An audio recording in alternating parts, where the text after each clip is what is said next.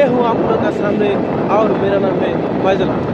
तो भाई যাইতেছি আজকে একটা জায়গা, যে জায়গার নাম হচ্ছে রাজঘাট। এই জায়গাটা হচ্ছে মহাত্মা গান্ধীর সমাধি। মহাত্মা গান্ধী মরার পরে এই জায়গার মধ্যে মানে লাস্ট ঘুরছি ঘুরে ঘুরে এই জায়গার মধ্যে একটা সমাধি বানায় রাখছে। আপনাদের মানে গুরুস্থান কয়বরস্থান বানায় রাখে হিন্দু ধর্ম রাখছে। এই জায়গাটা মধ্যে যেতেছি, এখানে একটা পার্ক আছে, এই পার্কে যেতেছি। আর এই জায়গার নাম হচ্ছে রাজঘাট। আমি যে জায়গাটা আছি বর্তমান, এই জায়গা থেকে রাজঘাট যাবে হলে 3 কিলোমিটার দূরা না লাগে। অটো দা মানে টমটম দেয়, এগুলো টমটম হইতে অবস্থা কি সিস্টেম দেয়, টমটম দেয় বান্ধের মতো হাজার একটা লোড করে। ভাই সালাম। এই যে এই জান লাগে আর মানে এই টমটমের সিস্টেম পেলে লাগে জান লাগে। মানে যাইতেছি অনেক সামনে ট্রাফিক জ্যাম করছে, ট্রাফিক জ্যাম কাটেছি। দিল্লি জামের কথা কি কইয়াম, জামের লাগে মানে দিল্লি শহরটাই মানে কি 1 নম্বরই নাকি না কয় নম্বর আমি এটা কই দিই না। রাস্তা এগুলি রাস্তা, এই রাস্তা গাড়ি মোটর তো আসেন সব এনার গাড়ি। একটা কথা সিএনজি তো চলে, একটা কথা এনার গাড়ি মানে সব গাড়ি মানে কেজি হলে বড় লাগায়। সরকারি গাড়ি, দিল্লি সরকারি গাড়ি, এখন পেট্রোলের গাড়ি একদম কম, 20% গাড়ি পেট্রোলের, আর বাকি 80% গাড়ি সিএনজি তো চলে।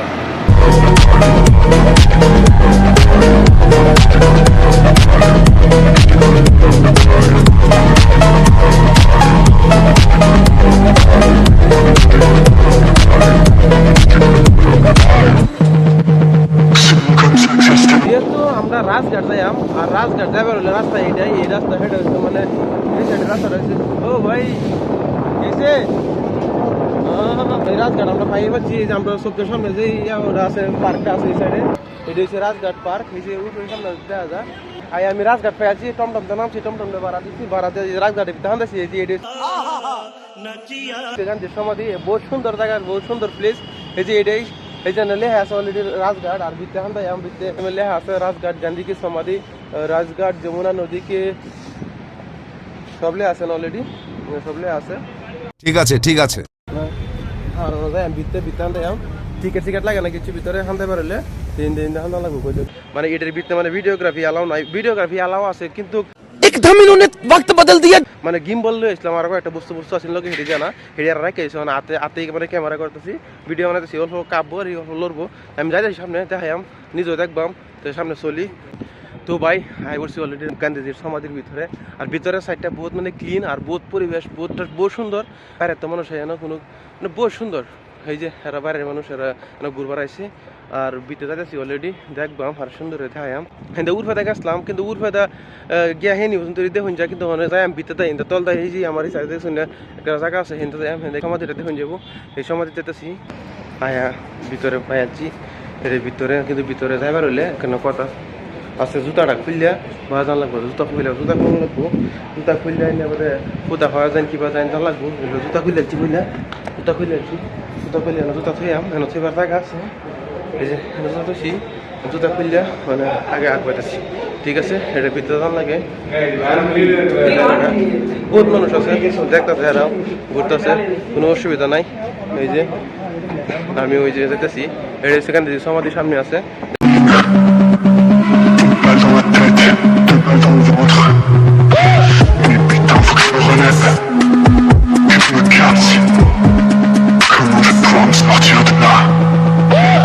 আমি আইছি আজকে সেই গান্ধীজির সমাধিত। কোন গান্ধী তো চিনছুন, যে মহাত্মা গান্ধী, জাতির পিতা মহাত্মা গান্ধী ইংরেজের বিপক্ষে মানে যুদ্ধ কইরা আজকে আমরা এই যেই ভারতবর্ষ স্বাধীন ভারতবর্ষ দিতে গেছে, সেই মহাত্মা গান্ধীর সমাধির মধ্যে আমি খাড়া।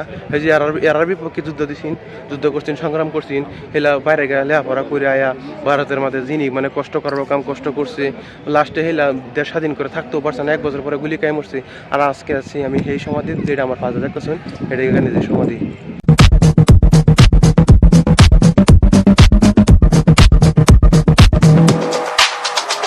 যেই মহাত্মা গান্ধী আমরা মানে দেশটা স্বাধীন করে ঠিক আছে, সেই মহাত্মা গান্ধীর সমাধির মধ্যে আছি। আর সেই সমাধির মধ্যে খাড়ি আমি কইতাছি আজকে, মানে যদি আমরা দেয়াত হয়ে আনা যাইতো, আজকে দিন আমরা হয়তো বেলেগের তলতি হইয়া বেলেগের গোলাম হয়ে আজকে দিন এই দেশে থাকতাম, তখন লাগলো হলে মানে জেনি মানে বস্তু ফাইবার কামিনি ফাইলাম নলে। কিন্তু হেলে রাজ্য আমি এনে খারিয়া করতেছি, 100 কোটি প্রণাম হেলারে আমার তরফ। আমার অত কষ্ট করে যদি গান্ধীজি সমাধিতে আছি, আর সেই মানুষটা যে আমরা কত কষ্ট করছি।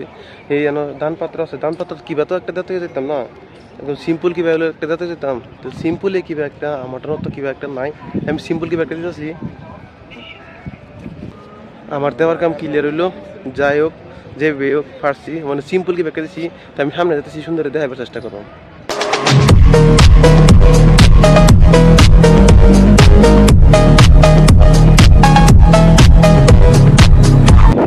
এই যে আমার বাসা লাল লাল সামনে দেখছি না, লাল লাল বাসা করতেছে। এই লাল লাল বাসা করছে, কষ্ট করে এই যে আমরা যাতে হয়ে গেছে, যেটার বিনিময়ে আমরা যে বহুত কিছু পাইছি, মানে বহুত আলাদা করতে সব, মানে আমদারে বললে করতে। ঠিক আছে, এই এই লাল লাল এই সামনে আমরা এই করছি না, মানে দেখ সাল লড়া এটি, মানে এখন কি করতাম এটির মধ্যে এই বেতন লাগে, বুঝছেন না? এই যে ফালতা খারা ওখানে আই কিরে দেখতো, হে বলো তো ওই তো কষ্ট দিচ্ছে রে, খাওয়াত কষ্ট দিছে, ফিটনা দিছে, কত মানুষের ফাঁসি দিছে, ক্ষুদিরাম বসু, আরো মনিরাম দেওয়ান, পিওলি ফুকন, এরা মানে ফাঁসি দিছে। আর মানে হিনি তো জানো নি, মানে হিনি ওর কইবার গেলে মানে ফেলে রুম্বা খাইয়ে ঘরে, আর রাগ উঠতে পারে, মনে করি যে ফাঁসটা খারা যায়, এগুলো সাফাই সাফাই মানে একদম সর ফুড়াইতাম, বুঝছেন না? তো সর ফুড়াই দরকার নাই, যে নি করছে ওখানে এরা প্রতিশোধ নিয়ে ভুগতেছে, এরা পাইতেছে, কারণ হেরা ওখানে দেখতে হয়, কারণ ওখানে আমরা কত গৌরব, হেরান আমরা দেখতে হয় যে মহাত্মা গান্ধীরা কষ্ট দিচ্ছি নিয়ে উঠছেন, হেরা ওখানে দেখতো, হেরার পুরো পুরুষারি।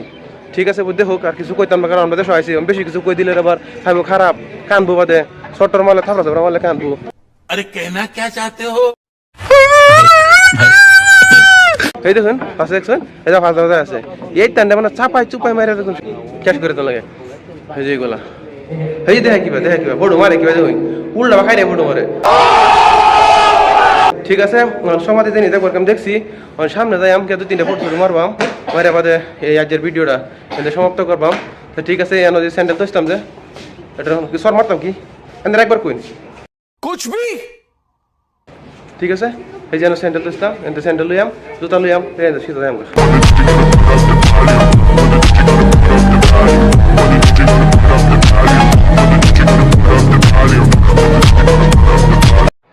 কথা হয়েছে কি, যাইতাম গেল ইসলাম গেছি না, কারণ আছে না যাওয়ারও কারণ আছে। ওখানে যদি তলে থেকে দেখা যায় গা, কইবেন তলে থেকে দেখা গেছে গা, উঠে উঠাইলো না, উর্ফু উঠছি, উর্ফু উঠতে এবার আরো কেন একটা রাউন আছে। ঠিক আছে, আর এই দেখছেন তলে এটা হচ্ছে গান্ধীর সমাধি। ঠিক আছে, উর্ফে থেকে যেতেছি, উর্ফে থেকে ঘুরে ঘুরে ঘুরে ঘুরে একবার দেখিয়া বা যাই। ঠিক আছে, সামনে যেতেছি।